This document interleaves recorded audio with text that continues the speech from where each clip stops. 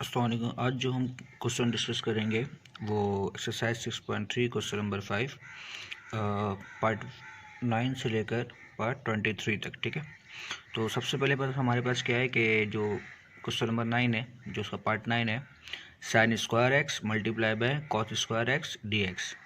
अब इसको हम किस तरह इंटीग्रेट करेंगे? हमें दिख रहा है कि इन दोनों फंक्शन के ऊपर जो पावर है वो इवन है, और मैं आप लोग बताया था कि अगर दोनों फंक्शन के ऊपर पावर इवन होगा तो इसे हम लेट करेंगे, सॉरी, जो यहाँ पर हम फार्मूला यूज़ करेंगे वो डबल एंगल फार्मूला यूज़ करेंगे। क्योंकि यहाँ पर हमारे पास दोनों ही फंक्शन के ऊपर पावर इवन है तो हम दोनों के लिए फार्मूला यूज़ करेंगे। तो सबसे पहले हम जानते हैं कि cos 2x बराबर होता है 2 cos स्क्वायर एक्स माइनस 1, और यहाँ से जब इसको मैं अलग करता हूँ तो cos स्क्वायर एक्स इसके बराबर हो जाएगा 1 plus cos 2x divide by 2 के।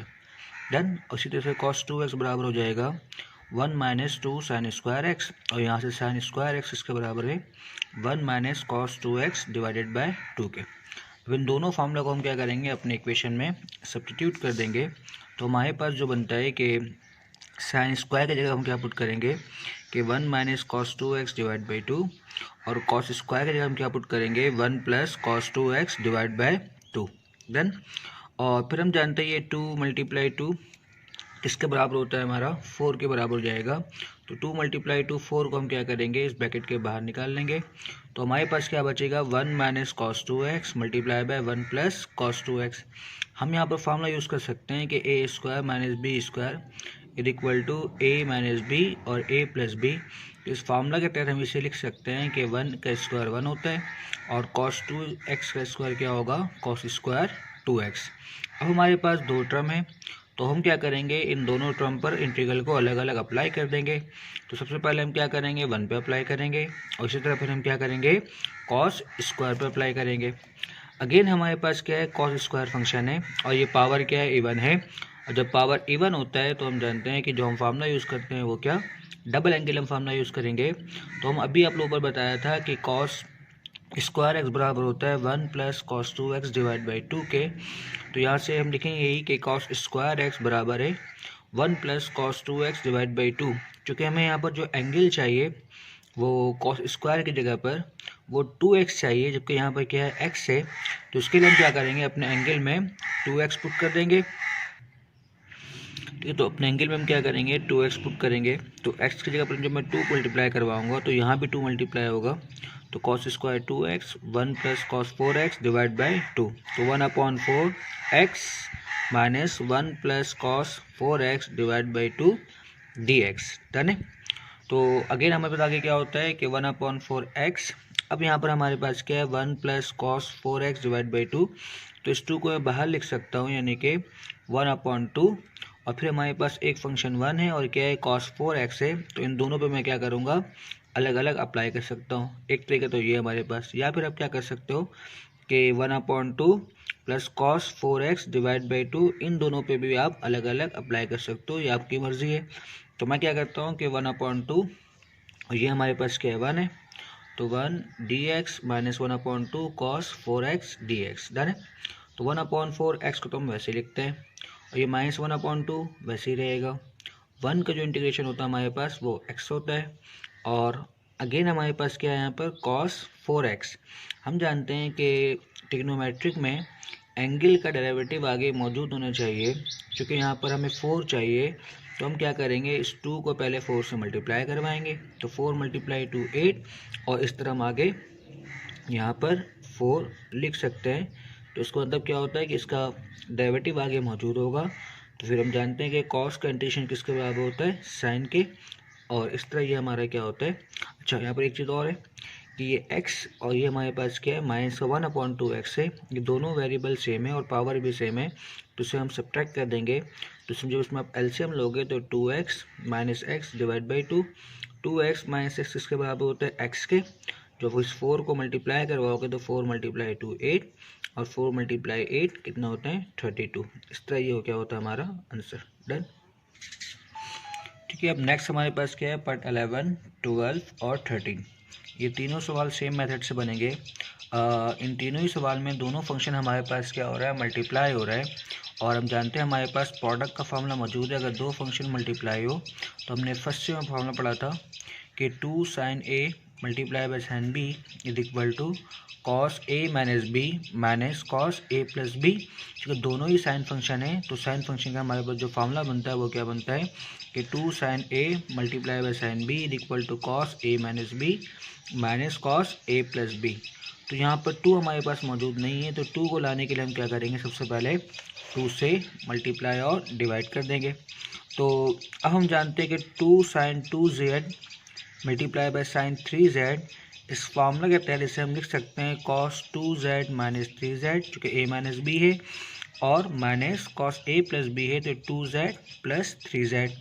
तो 2z माइनस 3z किसके बराबर होंगे, माइनस z के, और 2z प्लस 3z किसके बराबर होंगे, 5z के। अच्छा, अगेन हमारे पास यहाँ पर क्या बच गए, cos माइनस z, और ये क्या हमारे पास cos 5z। हम ये जानते हैं कि एंगल का डेरिवेटिव आगे मौजूद होना चाहिए। तो आपको पता है कि माइनस z का जो डेरिवेटिव होगा, चूँकि z का डेरिवेटिव 1 होता है तो माइनस साइन वैसे ही रहेगा। तो हम क्या करेंगे, -1 और -1 से बाहर भी मल्टीप्लाई करवाएंगे तो ये माइनस का 1/2 हो जाएगा, और ये -1 बन जाता है। और यहाँ पर चूँकि 5z है तो हमें 5 चाहिए, तो सबसे पहले हम क्या करेंगे, इस 2 को 5 से मल्टीप्लाई करवाएंगे तो ये बनता है 10, और यहाँ पर हम 5 लिख सकते हैं। अब हमारे पास एंगल का डेरिवेटिव आगे मौजूद है, तो हम जानते हैं कि कॉस का इंटीग्रल क्या होता है, साइन। इसी तरह कॉस का इंटीग्रल क्या हमें बनेगा, साइन। चूँकि हमने बेसिक फार्मूला पढ़ा था मैट्रिक में कि sine minus theta is equal to minus sine theta. तो साइन माइनस जेड हमारे पास इसके बराबर होगा। अच्छा, यहाँ पर एक मिस्टेक भी ये है जिसको आप सही कर लें, क्योंकि हम जानते हैं कि कॉस माइनस जेड यानी कि कॉस माइनस थीटा किसके बराबर होता है, कॉस थीटा के। तो हम माइनस जेड को माइनस जेड लिखेंगे, इसका मतलब यहाँ पर हम जस्ट -1 से मल्टीप्लाई करने की ज़रूरत आपको नहीं है, ठीक है। तो ये थोड़ा सा मिस्टेक है, इससे आप यहाँ पर सही कर लें। तो यहाँ पर जैसे क्या बनता है, कॉस का इंटीग्रल हमारे पास क्या होता है, साइन। तो इसी तरह हमारे पास ये क्या रहेगा, साइन जेड, और ये क्या बनेगा, -1/10 साइन 5z, ठीक है। तो ये थोड़ा सा इशू था यहाँ पर कि हमने यहाँ पर माइनस साइन लिया था, क्योंकि हम जानते हैं कि माइनस साइन का डेरिवेटिव क्या होता है हमारे पास, cos minus theta is equal to cos theta, ठीक है। तो इसलिए यहाँ पर हम क्या करेंगे, माइनस साइन की ज़रूरत नहीं है, तो इसको आप डायरेक्ट कर सकते हो। अच्छा, नेक्स्ट जो हमारे पास क्या है, इसका पार्ट 12 और पार्ट 13 दोनों क्या है, सेम मेथड से बनेगा, जिसका मैंने आप लोगों को फार्मूला यहाँ पर लिख दिया है। तो इस फार्मूला को यूज़ करते हुए आप क्या करोगे, पार्ट 12 और पार्ट 13 खुद से बनाओगे, ये आपका होमवर्क है। डन। नेक्स्ट जो क्वेश्चन हमारे पास वो है पार्ट 14, यानी कि integral square root of 1 minus cos x d x. अब हम ये जानते हैं कि 1 माइनस कॉस एक्स का हमारे पास कोई फार्मूला मौजूद नहीं है। तो अगर 1 माइनस कॉस एक्स हो, या फिर 1 माइनस साइन हो, तो या फिर 1 प्लस कॉस हो, तो इसके लिए भी जो हम फार्मूला यूज़ करेंगे वो डबल एंगल ही फार्मूला को यूज़ करेंगे। वो किस तरह देखते हैं कि हम जानते हैं कि cos 2x is equal to 2 cos square x minus 1, और एक हमारे पास फार्मूला क्या है कि cos 2x is equal to 1 minus 2 sine square x. अब आपको ये डिसाइड करना है कि इन दोनों फार्मूले में से हम कौन सा फार्मूला यूज़ करेंगे। चूँकि यहाँ पर हमें 1 माइनस कॉस चाहिए, तो अगर हम cos 2x is equal to 2 cos square x minus 1 को यूज़ करते हैं, चूँकि यहाँ पर हमारे पास माइनस का 1 है, जब इसे आप राइट साइड पर लिखोगे तो ये क्या बनता है हमारे पास, प्लस का 1। चूँकि हमारे पास अगर हम cos 2x is equal to 1 minus 2 sine square x को लेते हैं, तो जब इसे आप अलग करोगे तो ये माइनस का 2 साइन स्क्वायर एक्स आप उसको लेफ्ट साइड पर लेके जाओगे, और cos 2x को आप राइट साइड पर लाओगे, तो इस तरह हमें क्या मिलेगा कि 1 माइनस cos 2x। किस तरह लिख के दिखाया जाता हूँ कि 2 sine square x is equal to 1 minus cos 2x। Done है। चूँकि यहाँ पर हमें क्या चाहिए, 1 माइनस कॉस चाहिए, तो ये वाला मेथड हमारे पास क्या है, वैलिड है, ठीक है। तो हम यूज़ करेंगे कि साइन स्क्वायर एक्स इसके बराबर है हमारे पास कि 1 minus cos 2x divide by 2k, और यहाँ से फिर हम लिख सकते हैं कि फाइनली कि 2 साइन स्क्वायर एक्स अपॉन 2, अच्छा सॉरी, साइन स्क्वायर एक्स किसके बराबर है 1 minus cos 2x divide by 2k। चूँकि यहाँ पर हमें यहाँ पर क्या करना है कि हमें यहाँ पर cos 2x नहीं चाहिए, जैसे हमें यहाँ पर cos x चाहिए। तो इसके लिए हम यहाँ पर क्या करेंगे, एंगल में जहाँ जहाँ पर हमारे पास एंगल है वहाँ पर x/2 पुट कर देंगे। तो जब आप यहाँ पर क्या करते हो, x की जगह पर x/2 पुट करोगे तो यहाँ पर क्या होगा मेरा x/2। जब यहाँ पर आप क्या करोगे, x की जगह पर x/2 पुट करोगे तो 2 से 2 हमारा क्या होगा, कैंसिल। तो यहाँ पर क्या बच जाएगा, जस्ट कॉस, क्योंकि हम जानते हैं ये ट्रिग्नोमेट्रिक आइडेंटिटीज़ है और इसमें हम जो भी एंगल हमें चाहिए होता है हम उस एंगल के लिहाज से बना सकते हैं, ठीक है। चूँकि यहाँ पर हमें x चाहिए था जबकि यहाँ पर 2x है, तो इसके लिए हमने यहाँ पर क्या किया, x/2 से एंगल में पुट कर दिया, ठीक है। तो यहाँ से हमें क्या मिलता है कि 2 sine square x upon 2 is equal to 1 minus cos x. ये 1 माइनस कॉस एक्स की जगह पर हम लिख सकते हैं 2 साइन स्क्वायर एक्स अपॉन 2, ठीक। चूँकि 2 हमारे पास क्या है, कॉफिशिएंट है, एक नंबर है, कॉन्स्टेंट नंबर है, तो इसे हम इंटीग्रल के बाहर निकाल लेंगे और हमारे पास क्या बचता है, जस्ट साइन एक्स अपॉन 2। चूँकि ये स्क्वायर से ये रूट क्या होगा हमारे पास, कैंसिल। और फिर हम जानते हैं कि साइन का जो इंटीग्रल होता है वो क्या होता है हमारे पास,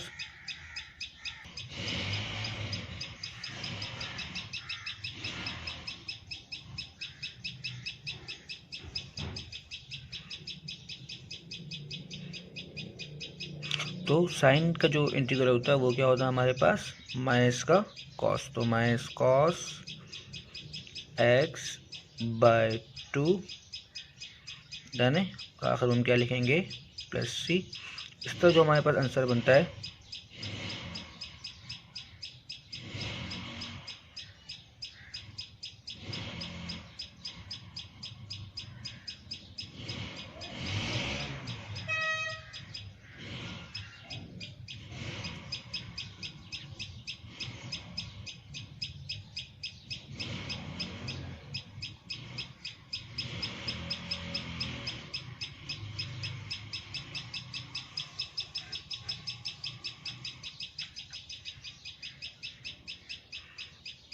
कि -2 √2 cos x/2 plus c, done.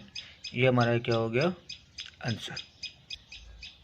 अब जो हमारे पास नेक्स्ट क्वेश्चन है वो है इसका पार्ट 15 कि 1 प्लस cos 3x का होल क्यूब और होल स्क्वायर रूट dx। तो इसको हम किस तरह इंटीग्रेट करेंगे, मैंने आपको अभी बताया कि जिस तरह हमने लास्ट पार्ट में इंटीग्रेट किया था इसी तरह हम क्या करेंगे, उसी मेथड को फॉलो करते हुए हम इस क्वेश्चन को भी इंटीग्रेट करेंगे।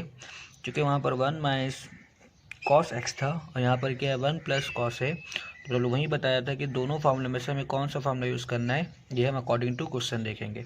चूँकि यहाँ पर 1 प्लस कॉस है तो हम जानते हैं कि cos 2x बराबर होता है 2 cos स्क्वायर एक्स माइनस 1 के।